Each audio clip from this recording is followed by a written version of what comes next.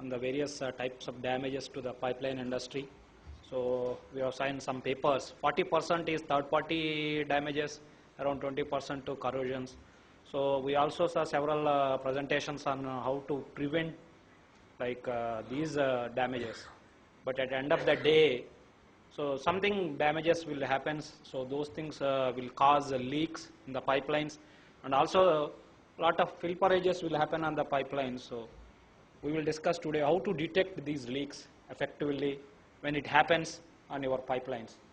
So today I am going to present you hybrid systems for pipeline monitoring and effective leak detection. So we will have today what is this hybrid definition and what is various internal leak detection methods, external leak detection methods, and correlating methods, and so finally what ours is a energy solutions company, what leak detection methods we are offering, what is the best fit methods for the industry, and what are the hybrid projects we have done.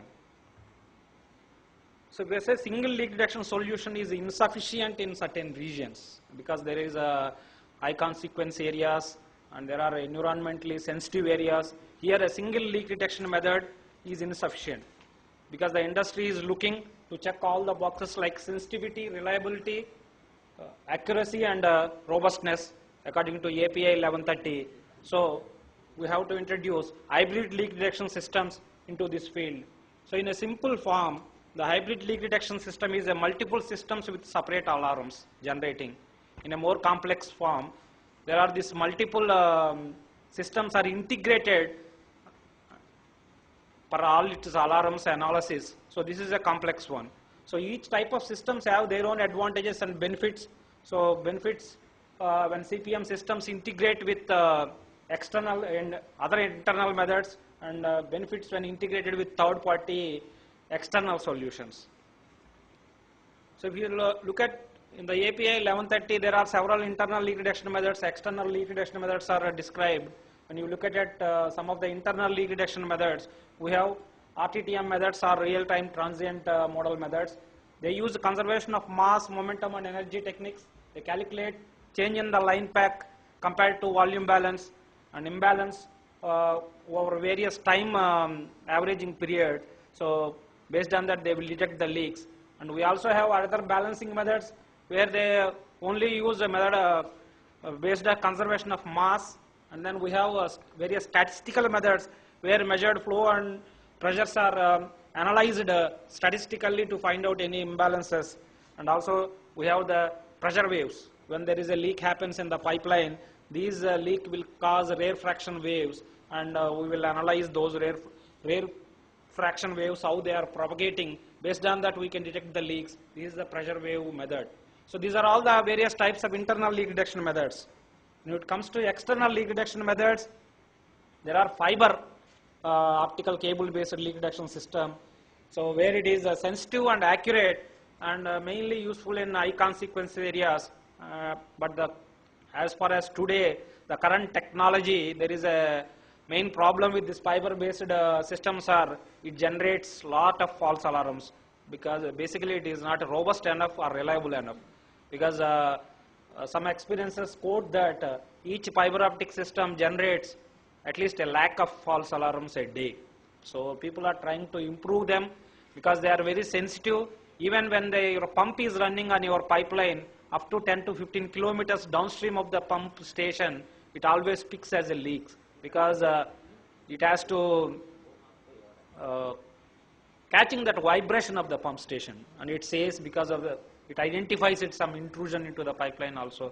So it is very sensitive to the position of the fiber in relation to the pipe also, how you are installing this fiber cable in relation to the pipeline. So where you are installing along the pipeline, down the pipeline, above the pipeline, it all matters for the fiber leak detection.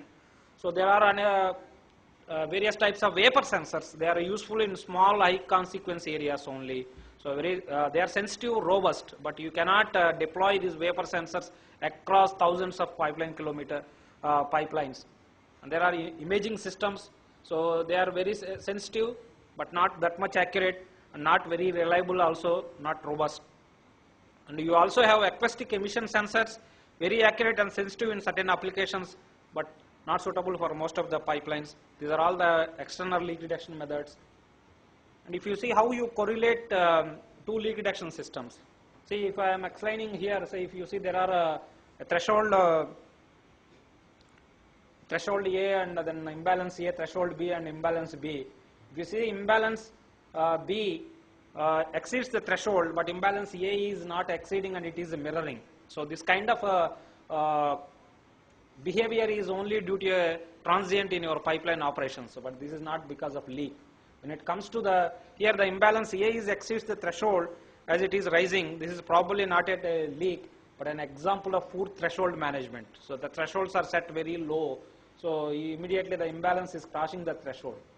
But this is also, when this is one, the threshold A is corresponding to the one system, the threshold B is corresponding to another system. When you combine and correlate and see, you can avoid false leak alarms like this. In the third case, both threshold A and threshold B are crossing your imbalance and persistently staying above that one. So this is related to a genuine real leak in your pipeline. So this kind of correlating leak alarms generated by various systems will give you a better idea whether this leak is real or not. That's the reason the hybrid leak detection systems will perform much better than a single leak detection methods. So basically, we are into this leak detection methods from last 30 years. So we provide very real-time transient model-based leak detection solution, and also statistical line balance based solution, instrument deviation alarms, and also negative pressure wave. So if you look at RTTM, it is a sophisticated system modeling hydraulic changes in the line and recalculating changes in pack at each time step compared to volume balance. And also sir is mentioned about settling of the water. So there is our system, even when the pipeline is shut down, we can predict where this water is going to settle in your pipeline. So we have a module called water settlement analyzer. So this is we have deployed even in Alaska pipeline, where you have the elevation changes matters a lot. Based on this elevation, this water settles at particular pockets in the pipeline. So you can identify through these tools where this water is getting settled, and you can take corrective actions and drain the water, so such that you can avoid corrosion due to this water settled in pipeline pockets. We also have this statistical line balance method. It is a compensated volume balance leak detection methodology that applies statistical analysis to the accumulated product gain and loss, so within the pipeline system. And then instrument deviation, basically we have pressure and temperature instruments. We observe this pressure, temperature and flow instruments deviations statistically, and based on that we will identify whether there is a leak is there or not. And then finally the negative pressure wave generated because of these leaks can also be identified and found where there is a leak is there or not. These are all, if you look at it independently, every method has its own pros and cons. That is the reason we have to combine these methods and install an hybrid system for best performance. If you see here, so I am giving each technique where it is suitable, what is its requirements, what is its pros and cons. If you look at the real-time transient model, it's high fidelity leak detection, theft detection, lines where the RTTM is implemented to support operations, and it is gives you a good location accuracy. The basic requirements for the installation of this system is flow pressure, temperature at various measurements at various points on your pipeline, good data backbone, basically a good OFC cable for transmitting the data from these measurements to the master control station. And you should have an idea of good fluid property data which you are transporting in your pipeline, and you have to detail configuration and tuning of this model. When you go for statistical line balance, again it will give you a very leak detection in challenging conditions also. Small leaks, it will detect over long time periods. So measurement of flow at in and out is required for this, and again a good data backbone is necessary. When it comes to the rate of change alarms, so they will detect very quickly such as ruptures in the pipeline. So sometimes the pipe failures will happen. Even recently near Bombay, one of the pipeline, because of like say material failure or seam welding failure, after the pipeline is laid approximately 25 years, it has ruptured, and within 30 seconds, the 50 bar pressure has gone to 0 bar. So it is probably you might be knowing it. It is under the Mumbai-Pune tollway. So it is basically it has been found that made a seam weld failure in the pipe. So then you also have the instrument deviation alarms techniques where you can detect rapidly the rupture detections. So without accurate location, instrument quality monitoring is required for this. So here flow pressure, temperature at various measurement at various points, good data backbone is required and also detailed tuning for this one.